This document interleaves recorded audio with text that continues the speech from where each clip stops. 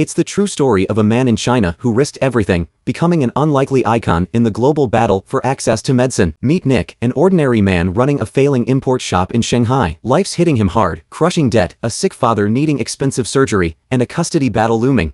He's backed into a corner, desperate for a way out. Money isn't just desired, it's desperately needed for survival. Then, a lifeline appears, albeit a dangerous one.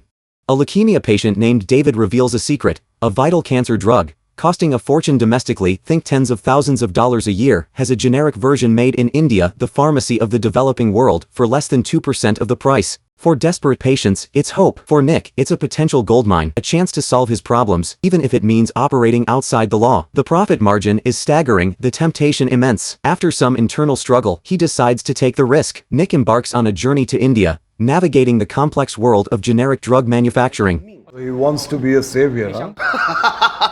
我不要做什么救世主，我要赚钱。命就是钱。Life is money.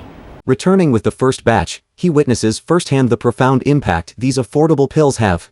He soon realizes he can't do it alone and builds a motley crew: Jake, a tough young man needing cash for his own family's medical issues; Lily, a single mother dancing in nightclubs to fund her daughter's treatment; and Pastor Michael, whose language skills bridge communication gaps. Using online forums and word of mouth, they create a covert distribution network, delivering hope in plain brown boxes across a vast country. Nick becomes a legend in these hidden communities, the drug savior even as his bank account swells. But operating in the shadows carries immense risk. The authorities, led by the determined Detective Miller, start closing in, bringing a tangible fear not just of losing wealth, but freedom and his future with his son. Worse, ruthless competitors like Vincent emerge, not only trying to violently seize Nick's network, but also poisoning vulnerable patients with dangerous counterfeit drugs. Under the weight of utter helplessness, he had no choice but to withdraw, abandoning the medicine trade for good and parting ways with his companions. 好多人连午餐都吃不起，你不知道吗？那他妈关我什么事情啊？我他妈是个卖神油的，我管得了那么多人吗？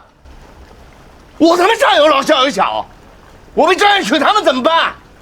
再说了，还不是我拼死把药带回来的，你们能有今天全得他妈谢谢我。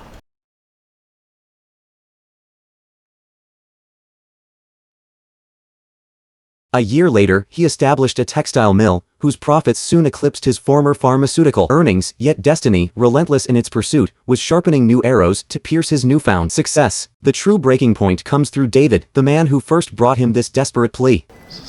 怎么搞成这样子啊？没有药呀，就这样的。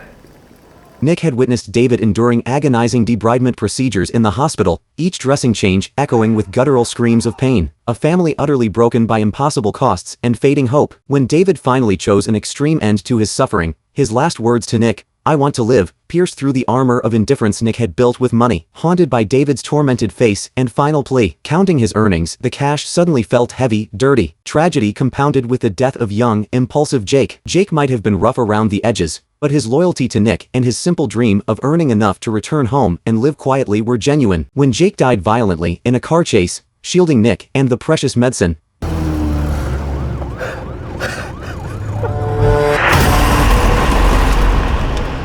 Nick felt not just grief, but a crushing weight of guilt. This young man, who deserved a future, was dead because he got entangled in this dangerous game.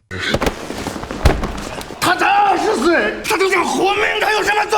动开！你说话！你说话！他有什么罪？他有什么罪？放开他。 Jake's sacrifice made Nick realize he wasn't just running a business. From that moment, Nick's motivation fundamentally shifted. Profit was no longer the goal. Seeing desperate messages in patient groups from those running out of medicine felt like seeing countless Davids facing death. He started drastically cutting prices from his initial huge markup, down to breaking even. As his savings dwindled, he didn't hesitate, selling the car he'd bought in better times, mortgaging his shop. He burned the ledgers, detailing his profits, symbolically incinerating the purely mercenary part of himself. He grew quieter but intensely focused, driving and delivering packages himself, ensuring every box reached those in dire need, even if it meant greater personal risk and eventual bankruptcy. He disbanded the remaining team to shield them, shouldering all the risk alone. Until the law finally caught up, Nick surrendered almost peacefully. 我犯了法，该怎么判，我都没话讲。但是看着这些病人，我心里难过。他们吃不起进口的天价药。他们就只能等死啊，甚至是自杀。不过，我相信今后会越来越好的，希望这一天能早一点到吧。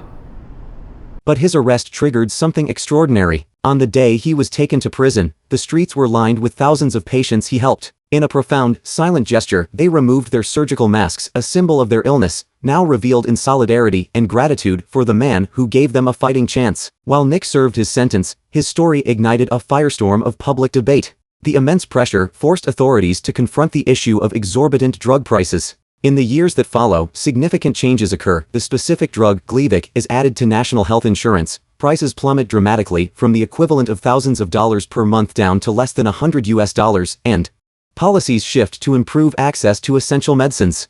When Nick is released from prison and steps back into the sunlight, he perhaps feels a measure of solace.